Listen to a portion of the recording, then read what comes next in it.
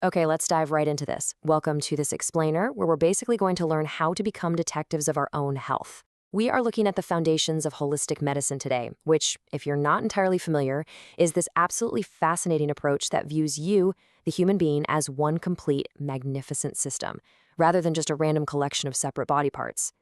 Throughout this explainer, we're going to uncover how literally every single aspect of your life impacts your overall vitality, and, more importantly, how you can stop endlessly chasing symptoms and start uncovering the real root cause of disease.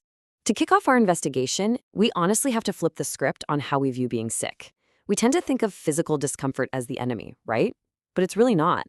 Symptoms are actually vital messages from our body. Think about it. Your body was created with this incredible, natural ability to repair and restore itself. Just look at how a cut heals on its own, or how a fever kicks in to fight off an infection. So when you experience a symptom, it's just your body trying to communicate with you.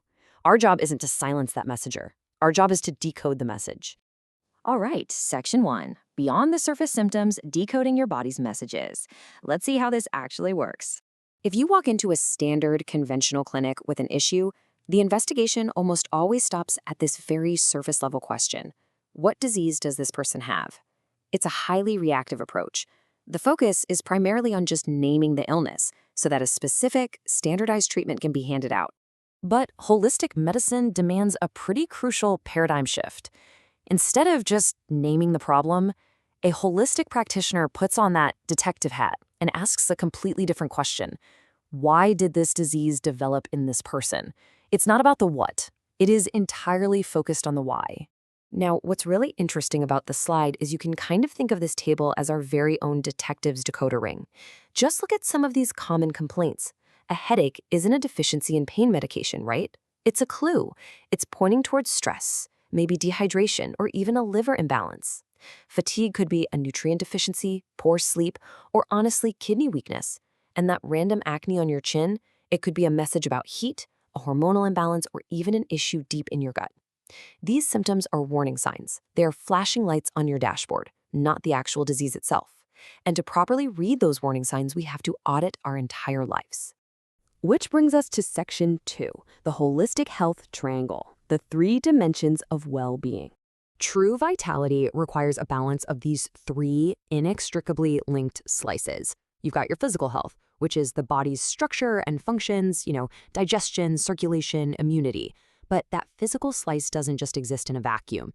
It is heavily influenced by your mental and emotional health, as well as your spiritual health. If even one of these slices is out of balance, the whole wheel just starts to wobble.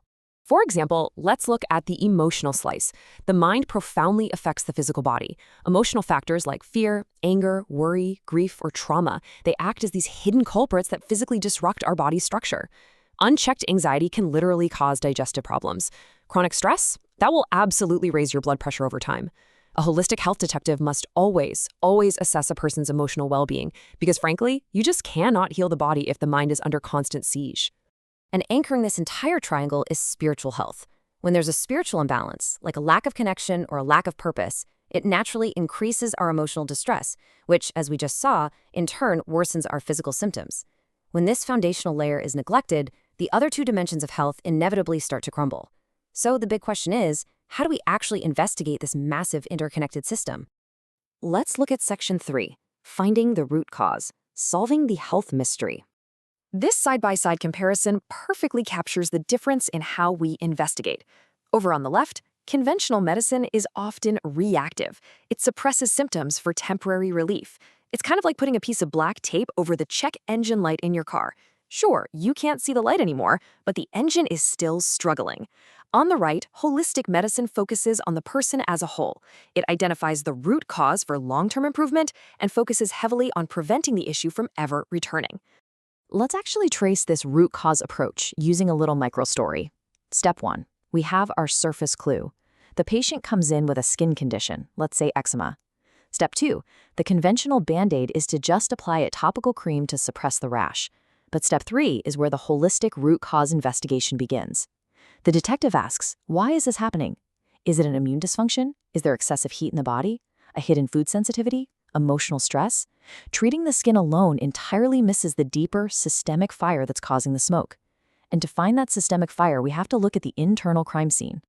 Moving into Section 4, the interconnected organ web. No organ works alone.